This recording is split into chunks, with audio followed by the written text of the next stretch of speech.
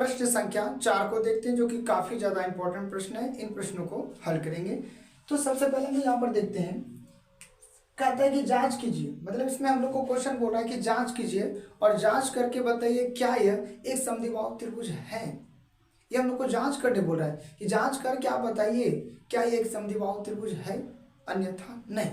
तो सबसे पहले देखते हैं हम लोग, यहाँ पर देखेंगे जांच करने बोला समद्विबाहु, एक वर्ड है दोस्तों, इस वर्ड को हम लोग देखते हैं। वर्ड हम लोग का है समद्विबाहु। देखिए दोस्तों, सम मतलब होता है बराबर, सम मतलब बराबर, द्वि मतलब दो, और बाहु मतलब होता है भुजा। कहने का मतलब है जिसकी दो भुजा आपस में बराबर हो वह क्या कहलाता है, समद्विबाहु त्रिभुज कहलाता है। जिसकी दो भुजा आपस में क्या हो, बराबर हो, वह क्या कहलाता है, समद्विबाहु त्रिभुज कहलाता है। इनके बाद हम तब देखते हैं इनका चित्र कैसे होगा।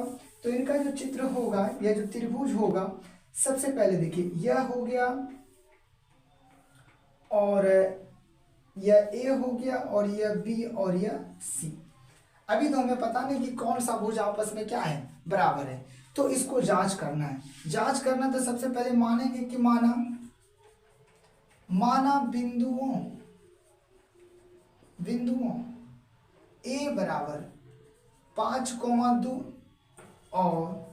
और है बी बराबर 6,4 और सी बराबर 7,-2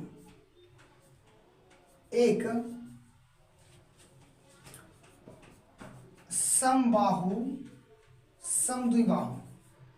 समद्विबाहु त्रिभुज है, मान लिया। अब देखते हैं, अब हम लोग देखना है ए और बी। यहां पर ए का मान दे दिया है 5,-2, बी का मान है 6,4 और सी का मान है 7,-2। इसके बाद ए और बी बराबर क्या हो जाएगा, हम लोग का दूरी सूत्र से इनको निकालेंगे तो हो जाएगा x2 माइनस x1 का whole square plus y2 minus y1 का होल स्क्वायर। हमें ए और बी है, तो ए और बी में यह हम लोग का x1 हो गया और यह x2 हो गया, यह y1 हो गया और यह y2 हो गया। तो x2 का मान कितना हो गया, तो x2 का मान 6 हो गया, x1 का मान 5 हो गया और इसका क्या हो गया, होल स्क्वायर y2, y1 और y2। तो माइनस है तो माइनस, y1 का मान कितना है, -2, तो माइनस माइनस क्या हो गया, प्लस, और इस पर क्या हो गया, होल स्क्वायर। अब जो है 6 में 5 गया तो बचा 1 का होल स्क्वायर, और यहाँ पर 4 और 2 कितना हो गया, 6, इसका हो गया होल पर स्क्वायर। अब जो है 1 गुना 1 तो 1, 6 गुना 6 तो 36, और बराबर क्या आ गया, √37 मात्रक। 36 और ये कितना हो गया, 37। उनके बाद देखते हैं हम लोग ए भी निकालिए। अब देखते हैं बी और सी। बी सी का होगा x2 माइनस x1 का whole square, y2 minus y1 का होल स्क्वायर। अब जो है x2 हम BC में देख रहे हैं, किस में देख रहे हैं, BC में, B और C।